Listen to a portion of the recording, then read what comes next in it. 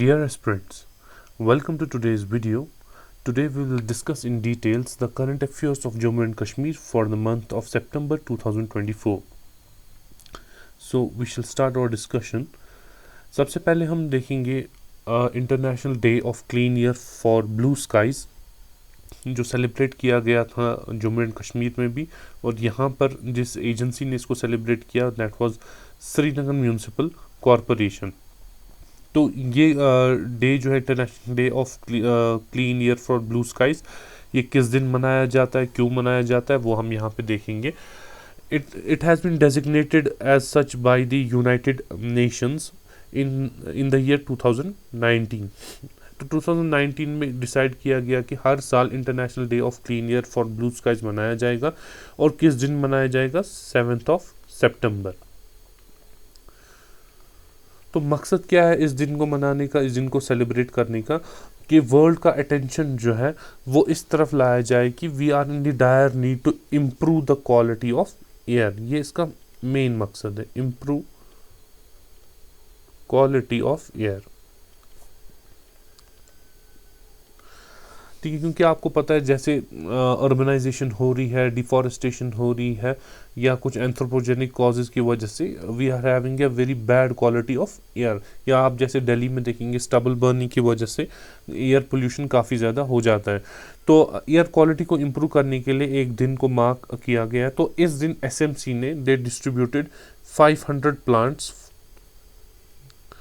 ठीक है, to carry out afforestation, to carry out the plantation drive on a massive scale। अब जितनी ज़्यादा हमारे पास ग्रीनरी होगी, ऑब्वियसली प्लांट्स जो है, हमारा जो फॉरेस्ट जो है, ये they act as a natural filters, ये हमें क्लीन एयर प्रोवाइड करने में हेल्प करते हैं।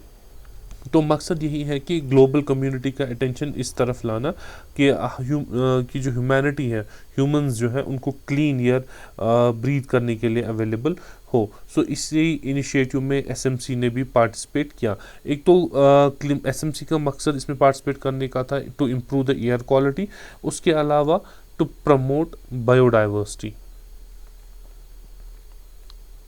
तो जितनी ज़्यादा हमारे पास प्लांटेशन होगी, एफॉरेस्टेशन होगी, हमारी बायोडाइवर्सिटी भी उससे इंक्रीज होगी। और इसके साथ साथ कम्युनिटी इन्वॉल्वमेंट, यानी कि जब ये प्लांटेशन ड्राइव्स की गई तो लोगों को एट लोकल लेवल भी इन्वॉल्व किया गया, जिससे उनके अंदर भी एक सेंसिटाइजेशन हो गई कि they also need to take steps at their own individual levels to help improve the quality of the air. Then एक ग्रीन इलेक्शन इनिशिएटिव लिया गया इस बार इलेक्शंस में, जो असेंबली इलेक्शंस हो गए जम्मू एंड कश्मीर में 2024। तो उसमें एक इनिशिएटिव लिया गया जिसको बोला गया ग्रीन इलेक्शन इनिशिएटिव। इसमें क्या किया गया, एक प्लांटेशन ड्राइव ऑर्गेनाइज की गई अक्रॉस जम्मू एंड कश्मीर। सो यहाँ पे लिखा हुआ है एक प्लांटेशन ड्राइव ऑर्गेनाइज की गई। तो जितने भी हमारे पोलिंग स्टेशंस थे अक्रॉस जम्मू एंड कश्मीर, तो वहाँ पर ये प्लांटेशन ड्राइव की गई। किसी जगह 2, किसी जगह 3 प्लांट्स जो है उनकी प्लांटेशन की गई। तो मकसद ये था कि जहाँ हमारे इलेक्शंस हो रहे हैं उसके साथ साथ इस मौके को यूज़ किया गया ताकि हम प्लांटेशन ड्राइव भी एक मैसिव स्केल पर कर सकें। तो आप देखिए काफ़ी सारे गवर्नमेंट के इनिशिएटिव जो हैं वो एक दूसरे को रीइंफोर्स करते हैं।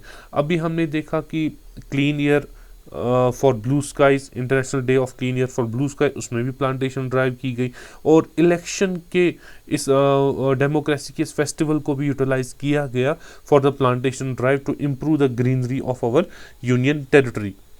तो मकसद इसका यही था कि जो हमारा ये इलेक्शन हो, इसके साथ साथ हमारा एक प्लांटेशन ड्राइव है वो भी ऑर्गेनाइज हो जाए, और हमारा ग्रीन कवर भी है इससे इंक्रीज हो जाए। तो इस इनिशिएटिव में जो हमें प्लांट्स हैं वो प्रोवाइड किए थे JNK के फॉरेस्ट डिपार्टमेंट ने एब्सोल्युटली फ्री ऑफ कॉस्ट। तो उनसे लेकर उन्होंने ही इस प्लांटेशन ड्राइव को भी मॉनिटर किया। तो जितने भी पोलिंग स्टेशन से एक अच्छा इनिशिएटिव है, वहाँ पर भी पोलिंग अरेंजमेंट के साथ साथ प्लांटेशन ड्राइव्स को भी ऑर्गेनाइज किया गया। Then chief secretary reviews mission Yuva in Jammu and Kashmir. So mission Yuva जो है ये नेशनल लेवल पे इसको मिनिस्ट्री ऑफ यूथ मॉनिटर करती है।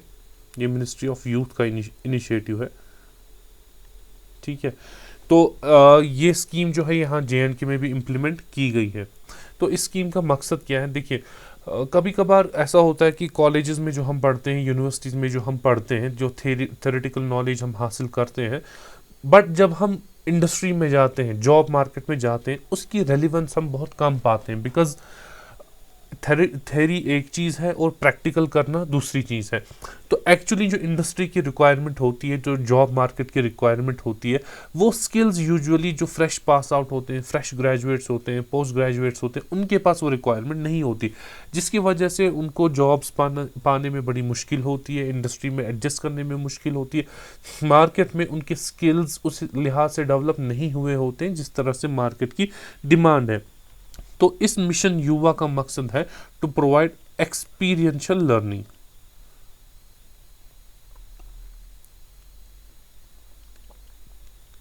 एक्सपीरियंशियल लर्निंग का मतलब है जब स्टूडेंट्स जो है वो एक्सपीरियंस करेंगे इस सारे लर्निंग प्रोसेस को।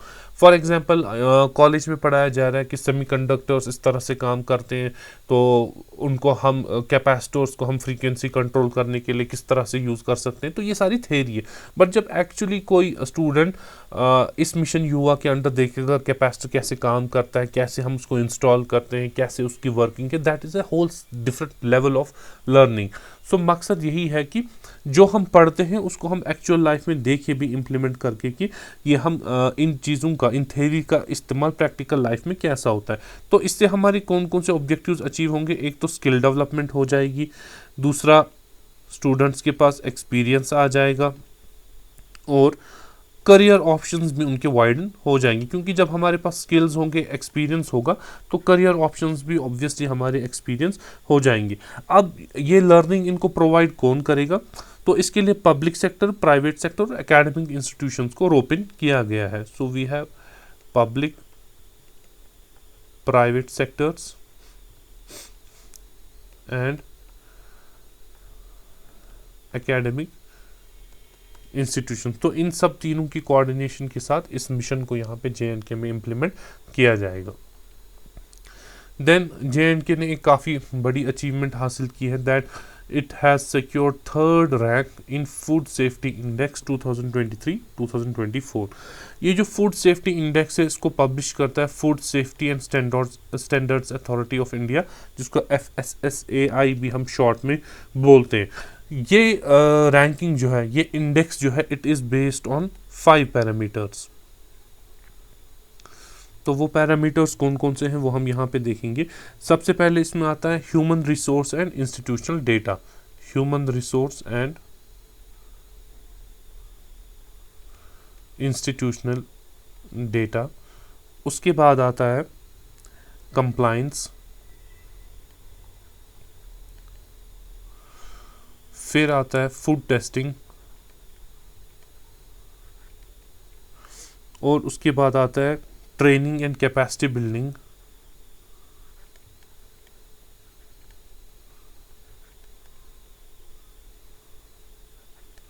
और लास्ट में इसमें आता है कंज्यूमर एम्पावरमेंट।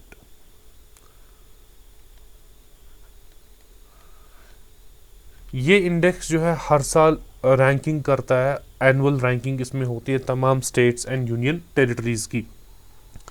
तो JNK ने इसी रैंकिंग में 3rd रैंक अटेन की है among all the states and union territories. मकसद क्या है इस फूड सेफ्टी इंडेक्स का? ये एक फ्रेमवर्क हमें प्रोवाइड करता है for evaluating food safety across all the states and union territories. So इसमें इवेलुएट होती हैं फूड सेफ्टी, ये इसका main objective to evaluate the food safety of all the states and union territories। तो JNK को 3rd position इसलिए मिली है for the implementation of the food safety and standard act 2006। तो FSS एक्ट को implement करने में जो एफर्ट्स JNK UT ने लगाए हैं उसकी वजह से इसको 3rd रैंक यहाँ पे मिली है। मकसद सिर्फ इतना ही है देखना कि क्या हमारे स्टेट्स और यूटीज़, हमारी कंट्री के स्टेट्स एंड यूटीज़ में फूड सेफ्टी अवेलेबल है, फूड टेस्टिंग प्रॉपर हो रही है, क्या ये food safety and standard acts properly implement हो रहा है, नहीं हो रहा है। तो उस मकसद के लिए इस इंडेक्स को हर साल पब्लिश किया जाता है। उसके बाद JNK has achieved another feat that it gets the highest achiever award in overall renewable energy capacity among the union territories. तो यहाँ पे सिर्फ यूनियन टेरिटरीज की बात हो रही है, ना कि स्टेट। तो यूटीज में हमारे JNK ने हाईएस्ट अचीवर अवार्ड अचीव किया है। किस लिए अचीव किया है? In overall renewable energy capacity. So renewable energy capacity को अगर हम देखें तो उसमें जम्मू एंड कश्मीर ने हाईएस्ट अचीवमेंट हासिल की है। और रिन्यूएबल एनर्जी के किस सेक्टर में? हाइड्रो पावर में। अपनी हाइड्रो पावर कैपेसिटी को ऑगमेंट करने में JNK has made tremendous efforts. It has made the highest achievement. और ओवरऑल अगर हम रिन्यूएबल एनर्जी की कैपेसिटी देखें, ओवरऑल रिन्यूएबल एनर्जी कैपेसिटी को ऑगमेंट करने में इनको थर्ड हाईएस्ट अचीवर सर्टिफिकेट दी है। ठीक है, थर्ड हाईएस्ट अचीवर। और यहां पे किस रिन्यूएबल एनर्जी सेक्टर में? सोलर पावर कैपेसिटी में। तो ये दो अलग अलग चीजें हैं। एक तो हाइड्रो पावर कैपेसिटी पे हाईएस्ट अचीवमेंट है, उसमें सबसे ज़्यादा अच्छा परफॉर्म किया है JNK ने among all the UTs. But जहाँ पे सोलर पावर कैपेसिटी की बात है तो वहाँ पे it has the third highest achievement. तो इससे क्या हो रहा है? इससे एक तो JNK के एफर्ट्स रिकॉग्नाइज हो रहे हैं नेशनल लेवल पर कि वो that we are moving away from the conventional fuels, from the fossil fuels to the renewable energy, and it is helping India to achieve its milestones of 200 gigawatts of non fossil power.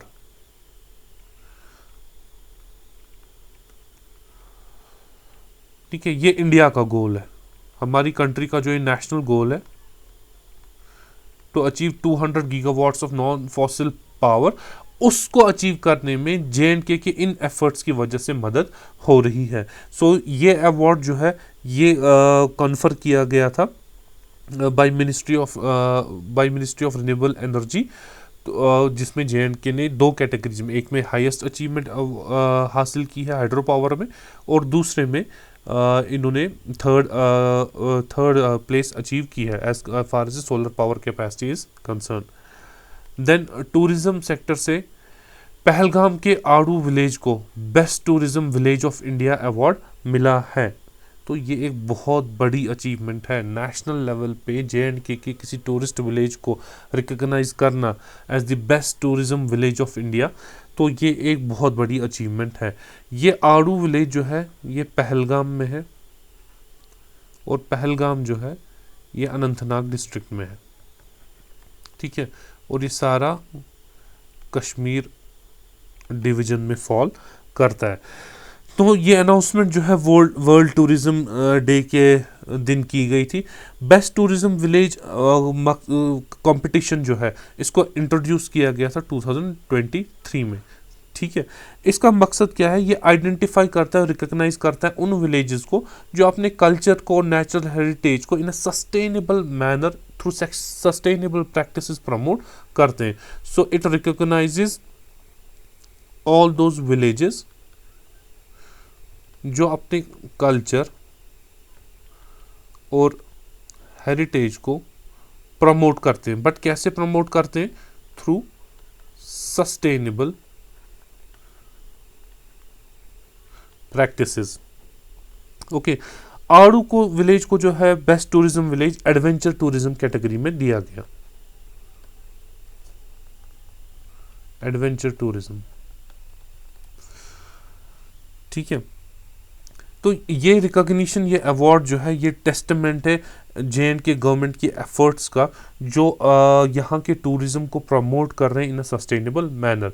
और जब national level पे ये recognition मिल जाए तो इससे हमारी JNK UT overall और ख़ास तौर से पहलगाम और आरू विलेज जो है ये हमारे टूरिज्म, नेशनल टूरिज्म मैप पे और ज़्यादा निखर के सामने आएगा, जिससे टूरिस्ट का फुटफॉल जो है वह एक्सपेक्टेड है और ज़्यादा इंक्रीज़ हो जाएगा, और जिससे हमारी लोकल इकोनॉमी भी बूस्ट हो जाएगी।